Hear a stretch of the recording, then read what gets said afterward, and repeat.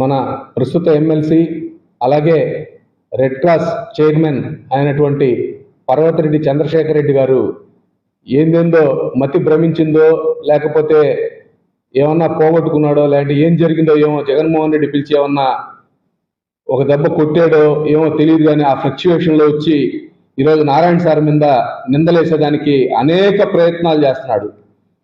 ఈరోజు మేము చెప్తున్నాం, నిజంగా చంద్రశేఖర్ రెడ్డి గారు, నువ్వు కరోనా పీరియడ్లో ప్లాస్మాని లక్షల కోట్లకి చెన్నైలో కానీ బెంగళూరులో కానీ నువ్వు అమ్మి డబ్బులు సొమ్ము చేసుకుంటే ఆ రోజు ఇదే మీడియా నిన్ను ఏకితే నువ్వు ఎప్పుడు కూడా దానికి కౌంటర్ ఇలా ఆ రోజు రాజీనామా చేస్తానని చెప్పలా. ఈ రోజు కూడా స్టిల్ నిన్ను ఎవడు రాజీనామా చేయమన్నాడు? అసలు ఎవరు చెప్పాడు నీకు నేను రాజీనామా చేయమని? నీకు డిఆర్ఓ గారు లెటర్ ఇచ్చారు ఏమని? నువ్వు మీటింగ్కి అటెండ్ అవ్వు అని. నీ లోపల భయం ఏంటంటే నీకుండే మెంబర్స్ 11 మంది 12 మంది ఉన్నారు కదా, ఎవరైతే రెడ్ క్రాస్ మెంబర్స్, వాళ్ళు నీ మీద తీవ్ర అసంతృప్తితో ఉన్నారు యాక్చువల్గా. అందుకని నువ్వు ఆ మీటింగ్కి అటెండ్ కాకుండా నన్ను చైర్మన్ గా ఎవరు తీసేస్తారని చెప్పి ప్రజల్లో సింపతి పొందాలని చెప్పి నువ్వు ఈ విధంగా ప్రెస్ మీట్ పెట్టి ఏదో నారాయణ సార్ని అనేస్తే నిందేసేస్తే అది నారాయణ సార్ మీద పోద్ది అనేది మాత్రం భ్రమపడుతున్నావు. నువ్వు వేసే కొద్దీ ఆయన మెజార్టీ పెరుగుతూ ఉంటుంది, ఆయనకి ఇంకా కూడా నారాయణ గారికి ఇంకా ప్లస్ అవుతా ఉంటుంది. ఎందుకంటే ఆయన మంచి విజన్తో ఒక క్యాన్సర్ హాస్పిటల్ నిర్మించాలని తలుచుకొని మీ రెడ్ క్రాస్ కి సంబంధించి ఎంఓయు అంటే మెమోరాండమ్ ఆఫ్ అండర్స్టాండింగ్, అంటే ఇద్దరి మధ్య ఒక అండర్స్టాండింగ్ ఉండేదానికి, అంటే మీరు బ్లడ్ అవసరమైతే ఇవ్వమని చెప్పి మిమ్మల్ని కోరడం జరిగింది. దాంట్లో ఎటువంటి తప్పు లేదు, నువ్వు ఇవ్వచ్చు ఇవ్వకపోవచ్చు, మీ మెంబర్స్ యాక్షన్స్ ఇవ్వచ్చు. దానికి ఎందుకు మీకు దానికి నారాయణ సార్ మీ మీద కక్ష పెంచుకోవాలనే ఆలోచన లేదు, మీకుందది. గతంలో నారాయణ సార్ని ఎన్ని కేసుల్లో ఇరికిచ్చారో, ఒక బాయ్ ఆఫ్టర్ స్కూల్ బాయ్ ఒక పేపర్ లీకేజ్ చేసుకొస్తే దానికి నారాయణ సార్ని చిత్తూరులో అరెస్ట్ చేసేదానికి మీరు విశ్వ ప్రయత్నాలు చేశారు మీ గవర్నమెంట్, జగన్మోహన్ రెడ్డి గారు కానీ మీరు నాయకులుగా మీరు కానీ. నిజంగా కూడా చంద్రశేఖర్ రెడ్డి గారు ఎవరి మీదన్నా నిందలు వేసేటప్పుడు ఆలోచించి మాట్లాడాలా. నారాయణ గారు మీకు ఎంత చేశారో ప్రజలందరికీ కూడా తెలుసు. ఎందుకంటే ఈ రోజు నువ్వు కృష్ణ చైతన్య విద్యా సంస్థలు నడుపుతున్నావంటే ఈ రోజు నేను చెప్తున్నా గర్వంగా, ఒక వివేకానంద రెడ్డి గారి పుణ్యం, అలాగే ముంగమూరు శ్రీధరకృష్ణ మా దైవం ముంగమూరు శ్రీధరకృష్ణారెడ్డి గారి పుణ్యం. ఈరోజు మళ్ళీ గతంలో 2014 నుంచి 19గా ఉన్న మంత్రి గారు పొంగూరు నారాయణ గారు ఈ రోజు కూడా స్టిల్ మంత్రి. ఈ రోజు మీ కాలేజ్ పరిస్థితి చూస్తే ఆ మన రియాజ్ బిర్యానీ దగ్గర మీ స్టూడెంట్స్ అందరు వచ్చేస్తే ఒక్కసారి ట్రాఫిక్ మొత్తం ఎంత జామ్ అయిపోద్దో నెల్లూరు నగర ప్రజలందరూ కూడా గమనిస్తున్నారు. నీకు ఒక గేమ్స్ ఆడేదానికి అంత ప్లేస్ కూడా వదల్లా, నువ్వు బిల్డింగ్ మొత్తం ఆక్యుపై చేసి ఓన్లీ కాలేజ్ స్ట్రెంత్ మాత్రం పెంచుకున్నావు తప్ప నువ్వు ఎక్కడ కూడా రూల్స్ ని ప్రతి దగ్గర వైలేషన్ చేస్తున్నావు. నిన్ను పట్టించుకుంటే నారాయణ సారు నీకు ఆఖరికి చెప్పకూడు కూడా దొరకదు. ఎందుకంటే నువ్వు కాలేజ్ పెట్టుకొని బ్రతుకుతున్నావు హ్యాపీగా. నారాయణ సార్ ఎప్పుడైనా చెప్తుంటాడు, నా పీరియడ్ లో ఎవరైనా వ్యాపారస్తులు సుభిక్షంగా ఉండండి, వ్యాపారాలు చేసుకోండి అని చెప్తారే తప్ప నీలాంటి కాలేజీ జోలికి రారు, నీలాంటి ఇంజనీరింగ్ రారు. కానీ నువ్వు మాత్రం కాలేజ్ పెట్టి ప్రజల్ని నరక యాతన పెడుతున్నావు. కరెక్ట్ గా నేను ఇప్పుడు కూడా ఛాలెంజ్ చూసేస్తా, రమ్మని చెప్పండి, నా ముందు కూర్చొని మాట్లాడమని చెప్పండి. ఈ రోజు ఆ రియాజ్ బిర్యానీ సెంటర్ దగ్గర గంటల కొద్ది ట్రాఫిక్ ఆగిపోద్ది. నీకోసం ఎంతమంది ట్రాఫిక్ పోలీసులు పనిచేయాలా, లా అండ్ ఆర్డర్ పోలీసులు పనిచేయాలా, రిజర్వ్లు పనిచేయాలా, నీకోసం ఎంతమంది చేయాలా? నువ్వు ఇట్లాగా గవర్నమెంట్ ని ఇప్పుడు కూడా వాడుకుంటున్నావు. అయినా కూడా ఎప్పుడు కూడా మిమ్మల్ని నారాయణ సార్ ఏ రోజు అనలా. ఈ రోజు నారాయణ గారు ఏదో డెవలప్మెంట్ చేస్తారని చెప్పి ప్రజలు ఓట్లేశారన్నావు. నారాయణ గారు డెవలప్ చేస్తున్నారు. స్టిల్ ఈ రోజు కూడా ఎక్కడైతే రోడ్లు ఎక్కడైతే డ్యామేజ్ ఉన్నాయో వాటి ప్యాచ్ వర్క్ చేస్తున్నారు. ఆయన చెప్పిన ప్రకారంగా కూడా ఎక్కడైనా కూడా అండర్ గ్రౌండ్ డ్రైనేజ్ అని చెప్పారు, దాన్ని కూడా స్టార్ట్ చేశారు. ముందే తెలుసుకోవాలి నువ్వు చంద్రశేఖర్ రెడ్డి, ఏం మాట్లాడుతున్నావు? పిచ్చా నీకో? ఈ రోజు అండర్ గ్రౌండ్ డ్రైనేజ్ నా సొంత డివిజన్ లో 4th division under ground drainage start చేశారు. ఈ రోజు ఇంటింటికి తాగునీరు ఇస్తా అన్నారు. సంఘం బ్యారేజ్ విజిట్ చేశారు 3 సార్లు. ఏ రోజున నువ్వు ఒక ఎమ్మెల్సీ నువ్వు వెళ్ళావా? నువ్వు కూడా వెళ్ళొచ్చు, ఏ పార్టీ అయినా కూడా నువ్వు వెళ్ళావా? నువ్వు వచ్చి ఒక మెమరాండం సమర్పిస్తున్నావు ఒక మంత్రి గారికి లేదా సీఎం గారికి ఇస్తున్నావా?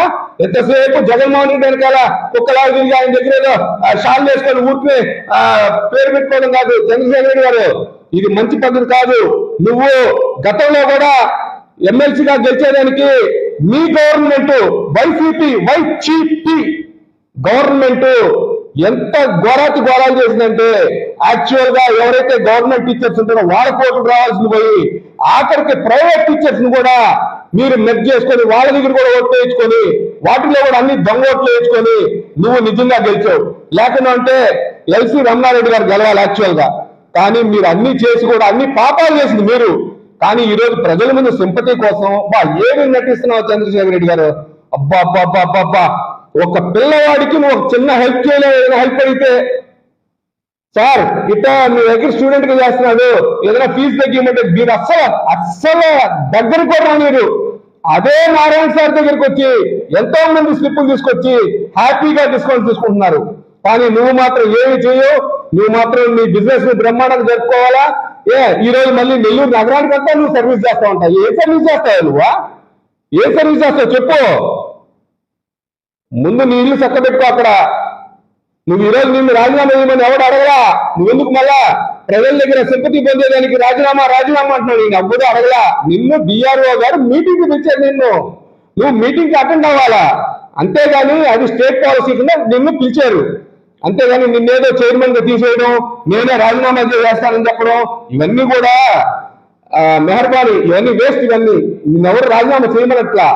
నీ మీద ఆల్రెడీ ఉండే మెంబర్స్ నీ మీద ఇంప్రెషన్ పోయింది నీ మీద. దానివల్ల నువ్వు చేస్తున్నావు. అది చెప్పుకోవాలి తప్ప నారాయణ గారు చెప్పారు. నారాయణ గారు అసలు నిన్ను పడుచుకుంటే నువ్వు ఎక్కడ రోడ్లో కూడా తిరగలేవు. నువ్వు నారాయణ గారు, పొన్నూరు నారాయణ గారు మిమ్మల్ని కానీ నిన్ను కానీ పట్టించుకుంటే నువ్వు రోడ్లో కూడా తిరగలేవు. ఇది నా ఛాలెంజ్. కానీ నిజంగా కూడా నువ్వు 14,000 ఓట్లు అక్రమంగా నువ్వు ప్రైవేట్ టీచర్స్ దగ్గర వేసుకొని గెలిచావు. ఓకే, దాన్ని వదిలేద్దాం. మళ్ళీ సెకండ్ టైం నువ్వు రెడ్ క్రాస్ చైర్మన్ అయ్యేదానికి నీ దగ్గరున్న పూర్వ విద్యార్థులందరినీ కూడా మెంబర్షిప్ గా చేర్చుకొని వాళ్ళ ఓట్లతో గెలిచావు. ఇన్ని పాపాలు చేసిన చిట్టా నీది. నారాయణ గారు న్యాయబద్ధంగా, సంప్రదాయబద్ధంగా ఎవరిని ఇబ్బంది పెట్టకుండా మా కార్యకర్తలకి, నాయకులు కూడా చెప్పేవాళ్ళు, మీరు ఎవరైనా వ్యాపారాలు చేసుకునేటైతే మీరు హ్యాపీగా వ్యాపారాలు చేసుకోండి, ఎవరైనా నాకు సహాయం చేయాలనిపిస్తే సహాయం చేసి ఓట్లు వేయించండి అన్నారే తప్ప ఎవరిని ఇబ్బంది పెట్టిన పాపాన్ని పోలా, ఎవరిని ఇబ్బంది పెట్టే రకం కూడా కాదు నారాయణ సార్. అందరికీ నమస్కారం. నిన్నటి రోజు మా 4వ వార్డు మాజీ కార్పొరేటర్ మామిడాల మధు అతను మీడియా సమావేశం పెట్టి మాట్లాడుతూ మా నాయకుడు, అభిమాన నాయకుడు చంద్రశేఖర్ రెడ్డి గారి, పార్వతిరెడ్డి చంద్రశేఖర్ గారి గురించి నీచంగా మాట్లాడాడు. అయ్యా మదన్న, ఒకసారి నీ స్థాయి ఏంది, నువ్వేంది, ఒకసారి నీ స్థాయి గురించి తెలుసుకొని మాట్లాడు. ఎందుకంటే మా నాయకుడి గురించి మాట్లాడే స్థాయి నీది కాదు. మా నాయకుడు ఏ స్థాయిలో ఉన్నాడు, నువ్వు ఏ స్థాయిలో ఉన్నావు ఒకసారి గుర్తించుకో. మళ్ళా ఇంకోటి మాట్లాడావు, అరాచకంగా అన్యాయంగా సంపాదించాడు మీ నాయకుడు అంటున్నావు. నీ గురించి మాట్లాడమంటావా? నువ్వు చేసిన అన్యాయాలు చెప్పమంటావా? 2014లో అవ్వాతాతల పెన్షన్లు పేపర్కి ఎక్కావు. నీచంగా పెన్షన్లు నొక్కేసి పేపర్కి ఎక్కిన కార్పొరేటర్ నువ్వే. ఓకేనా? 22 పెన్షన్లు సోహా అవ్వాతాతల పెన్షన్లు నొక్కేసి పేపర్కి ఎక్కిన మొదటి కార్పొరేటర్ నువ్వే, నిజాది కార్పొరేటర్ నువ్వు కూడా మా నాయకుడి గురించి మాట్లాడుతున్నావా? 2014లో మా దైవం అన్నావే శ్రీకృష్ణారెడ్డి, మా గౌరవమైన శ్రీకృష్ణారెడ్డి మాకు కూడా నాయకులే. అతని గురించి మాట్లాడావు మా దైవం అని. ఆ దైవానికి ఏం మోసం చేసి తెలుసా నువ్వు? 2014 ప్రజలకు పంచమని డబ్బులు ఇస్తే 2 సూట్ కేసులు నొక్కేసి ఇంట్లో పెట్టుకున్నావు. అది గుర్తుందా నీకు? ఇంకా చెప్పంటావు నీ గురించి చిట్టా? ఇంకా చాలా ఉంది. 2014లో తెలుగుదేశం హయాంలో నువ్వు చేసిన అన్యాయాలు ఇన్ని కాదు. బాత్రూమ్స్, ప్రభుత్వం బాత్రూమ్స్ కట్టమని 15,000 ఒక బాత్రూమ్కి 15,000 ఈమెను ఇస్తే మేము పోయి నీ దగ్గరికి వచ్చి అన్న మేము కట్టుకుంటాము మాకు ఇవ్వన్నానంటే 2000 కమిషన్ అడిగావు నువ్వు, గుర్తుందా? తెలీదా నీకు? అన్న అది అన్యాయం అంటావా, మా నాయకుడిది అన్యాయం అంటావా? మా నాయకుడు విద్యా సంస్థ పెట్టి కష్టపడి సంపాదించాడు, అంతేగాని నీలాగా దొబ్బేసి మాట్లాడలేదు. ఇవన్నీ 2014లో నువ్వు శ్రీకృష్ణ రెడ్డికి చేసిన అన్యాయం అందరికీ తెలుసు. అదే 2014లో నువ్వు చేసిన అన్యాయాలు ఇన్ని కాదు. ఎవరైనా పెన్షన్ అడిగితే వాళ్ళది కమిషన్ అడిగావు, తెలుసా నీకు? 2014లో వరద బాధితులకి మా చంద్రబాబు నాయుడు చెక్కులు ఇచ్చారు అమౌంట్. ఆ చెక్కులు నీ పక్కన ఉన్న చెంచాలకి ఇవ్వలేదా నువ్వు? చెంచాలకి ఇచ్చి నువ్వు కమిషన్ తీసుకోలేదా? ఇది అబద్ధమా? ఇది నిజం కదా? చెప్పు. నువ్వు మా నాయకుడికి మాట్లాడే స్థాయి నీది. ఏదో మేము మా లోకల్ నాయకులని మీకు ఊరుకుంటామంటే నువ్వు ఇష్టం వచ్చినట్టు మాట్లాడతావా? నువ్వు ఇవ్వని మాట్లాడతావా? వాడికి మాట్లాడతావా? అతనికి మాట్లాడే స్థాయి నీది. నువ్వు ఒక కార్పొరేటర్, మాజీ కార్పొరేటర్. నువ్వు గెలిచి ఒక్కసారే, అర్థమైందా? నువ్వు నగర అధ్యక్షులు అనుకుంటున్నావు. నీకు అవగాహన లేక, మా నారాయణ సార్కి అవగాహన లేక పాపం నీకు నగర అధ్యక్షులు ఇచ్చారు, అర్థమైందా? అతను అవగాహన లేదు నీ గురించి. సార్, నారాయణ సారు, ఇలాంటి వాళ్ళని మీ పక్కన చేర్చుకుంటే మీ పార్టీకే చెడ్డ పేరు. మీకు అతని గురించి అవగాహన లేదనుకుంటా. అతను చేసిన అన్యాయాలు ఇన్ని కాదు, మా దగ్గర చాలా చిట్టా ఉంది, ఓకేనా? మీరు దయచేసి అతన్ని మామిడాల మొత్తం పేరు అతన్ని పక్కన పెట్టండి. మరిన్ని అప్డేట్స్ కోసం మన HN9 టీవీ ఛానల్ ని సబ్స్క్రైబ్ చేసుకోండి.